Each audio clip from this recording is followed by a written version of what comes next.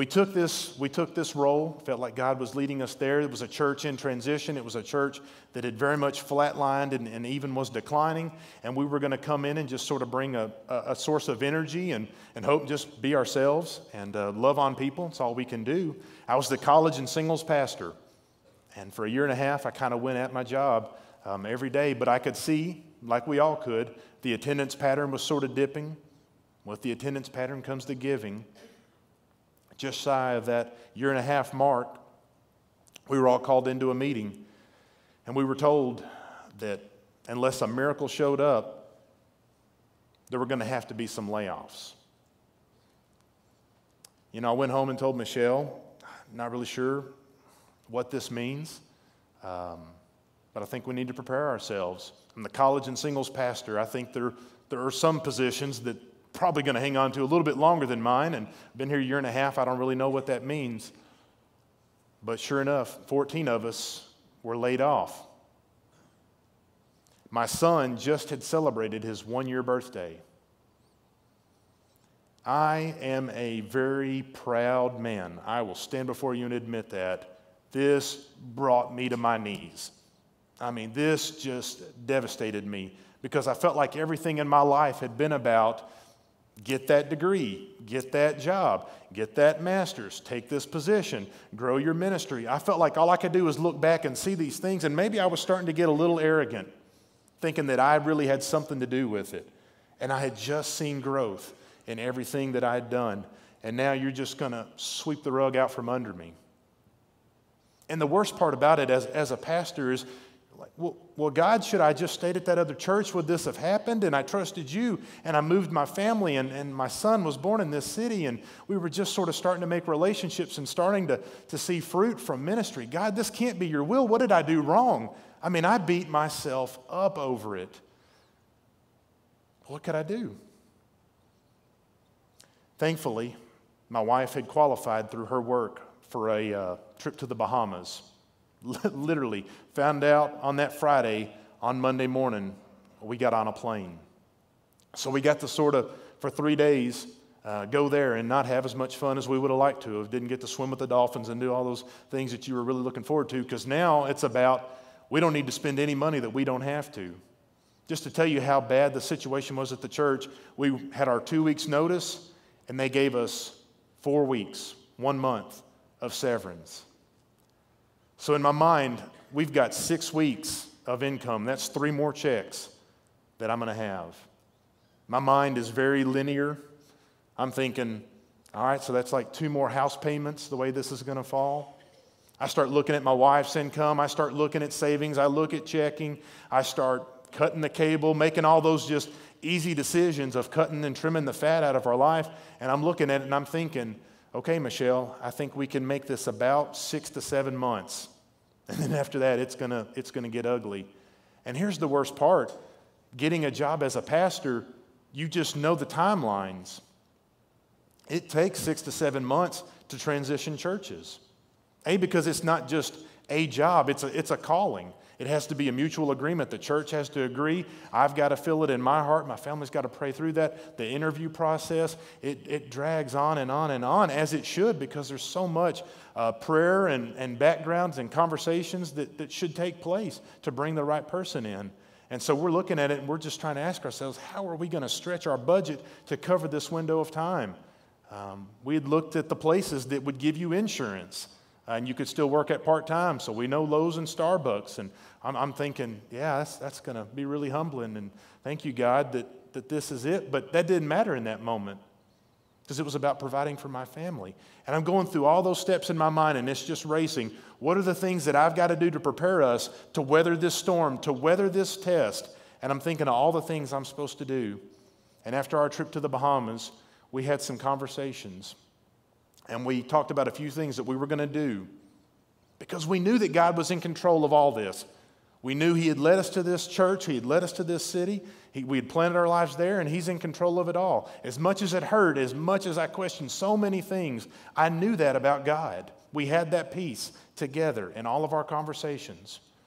So we said there's 2 things that we're going to do. This one was the hardest one for me. I'll admit it as a pastor. But I said, we're going to continue to tithe back to that church that just laid me off. Oh my gosh, I can't tell y'all how hard that was. Even to a church, you just want to sever ties and move on. But it's God's resources, and we're just stewards of them. And so as long as I was drawing a check from that church, we were going to tithe that 10% back. We agreed. We always have. We always will. If you honor God with little, He'll grant you more. The second thing we did, this was a little more radical. This is this passage taking root in my life.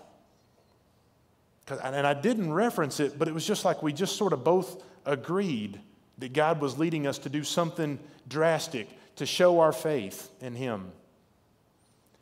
And we agreed that even with this news of knowing that in 6 weeks we'd be without income, for every week as long as we could, until God responded with what was next, what our next step was, we were going to pray together and separately and come together and ask God to put one person on our heart that we could monetarily bless each and every week. And again, I got to tell you, that is unnatural. So don't build me up or think how spiritual I am whatsoever. My mind is so linear, that's dumb. If you have X amount of resources, you don't need to give more away. You need to make it last. But God was doing something. James, this is your chance to honor me, to lead your family, because it was going to be a very private decision, that you're going to show that your faith in me is real, that it's bigger than this situation and I'm in control, and I want you to trust me with your resources. And as a college and singles pastor, there's plenty of people that we knew were in worse conditions than we were in. I remember one single mom that hated to cash in the check when we sent it to her. She knew our situation, but she also knew the timing, it had to be of God, because she didn't know how she was going to pay her utilities that month, and that check covered it all. We didn't know that, but we were just being obedient. I know a girl that got to go overseas because we contributed to her trip. We helped some other young single parents that were just trying to get by.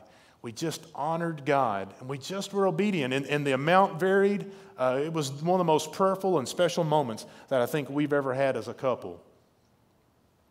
But we just trusted God. We just tried to show compassion when we were dealing with the hardest news that we had really got as a family since the birth of our son. And here's what happened. We got back from the Bahamas, and within a week, I got a voicemail from a guy I'd never met before. Y'all know him as Mike McKee. This is going to be the hard part for me because I wanted him to be here.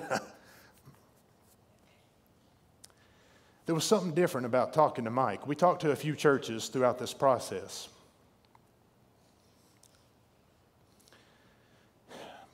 Mike told me who he was and the church that he represented. I said, we've never done this before, but we've created a position for a young married adults pastor. Got your resume, found out about your situation. We'd like to talk with you about it. But before we go forward with that, can I just tell you that I'm sorry. Nobody had done that. They kind of were moving forward with us as candidates. But Mike showed us compassion. He encouraged me, and he didn't even know me. Stay strong in your faith. Stay the course. God's got big things for you. He was just ministering to my soul over the phone. I had no idea. And again, it takes a good 6 months for a person to transition churches. That's just the norm. With Mike taking the lead in all the interviews, my family never missed a paycheck and never went a day uninsured. Biltmore was willing to move that fast with our situation, and we're so grateful. Thank you.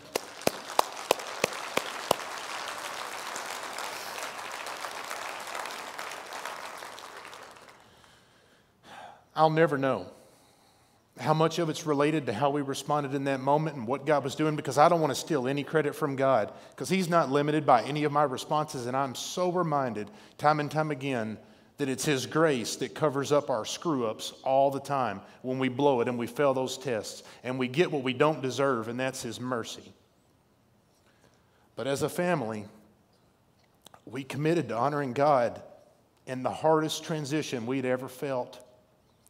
And God moved in a way and on a timeline that I've never heard of before. And how He's transitioned and placed me here before you guys, you just can't make this up. We're just living a dream that's not, and I'm a dreamer, I'm a goal setter, I'm a big achiever, and I saw none of this coming.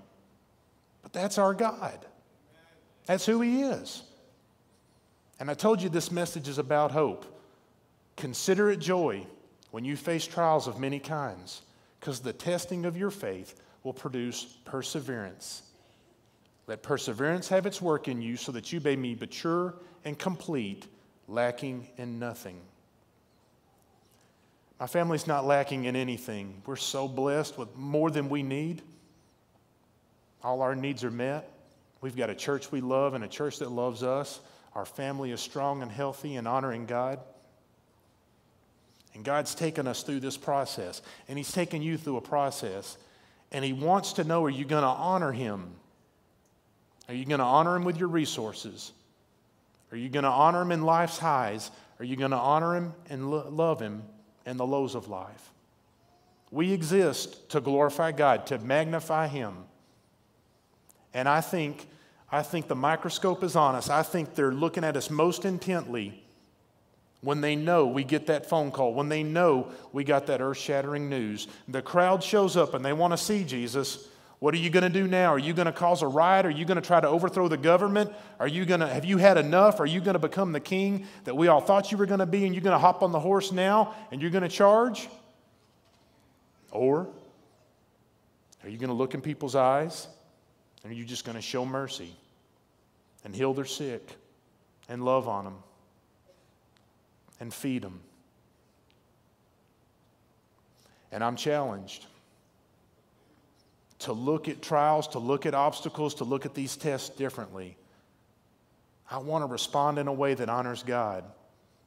That's what I want for you today.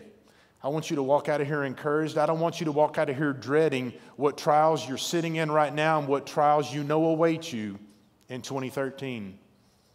I want you to find a way in your spirit, if you know Christ, to find a way to have perfect peace in Him, that He's in control of all this, and this is part of His plan. And it's a chance for you to make much of Him when that comes your way. And you'll never know who's watching. That's the hard part. You'll never know who it's moving forward in their faith, and it's giving them hope, and it's helping them stay the course and finish the race. You'll never know. Because it's about your obedience to God in that moment. It's about you honoring Him with everything that you have. All of your resources, your relationships, your family, your house, everything that He's given you. It's about honoring Him in those moments. We're going to move into a time of invitation.